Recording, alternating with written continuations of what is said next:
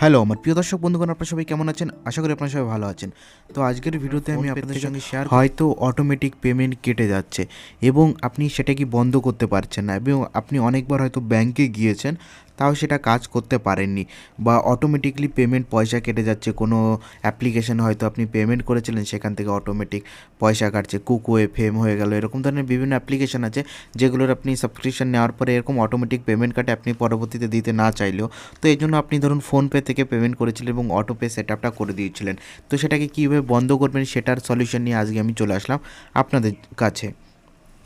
তো এর জন্য আপনাকে একটা কাজই করতে হবে, আপনার ফোনপে অ্যাপ্লিকেশনের উপরে আসবেন এবং সেই অটোপেটাকে কীভাবে বন্ধ করবেন, টাকা পয়সা কাটাটা কীভাবে বন্ধ করবেন, খুবই সহজ। আপনি এখানে ফোনপেতে আসবেন, ফোনপেতে আসার পরে আপনার যে প্রোফাইলের ছবি থাকবে এখানে, সেই প্রোফাইলের ছবির উপরে ক্লিক করবেন। ক্লিক করার পর নিচের দিকে আসবেন, এখানে তিনটে অপশান দেখতে পাবেন, পেমেন্ট ম্যানেজমেন্ট। তো এখানে দেখতে পাচ্ছেন অটোপে ইন্টারন্যাশনাল ইউপিআই সেটিং।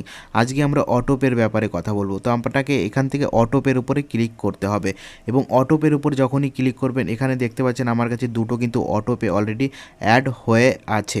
তো আমরা এখান থেকে দেখতে পাচ্ছেন যা করতে হবে, এখানে আপনাকে যেটার উপর আপনি রাখতে চান না সেটার উপর এখানে ক্লিক করবেন। ক্লিক করার পর এখান থেকে নিচে দেখতে পাবেন একটি অপশান পাবেন, ডিলেট অটোপে। তো এই ডিলেট অটোপের উপর আপনাকে ক্লিক করতে হবে, কনফার্ম বাটনের উপর প্রেস করতে হবে এবং এখান থেকে আপনি যে ওটিপি, আপনার যে পাসওয়ার্ডটি আছে পাসওয়ার্ডটি এখান থেকে দেবেন।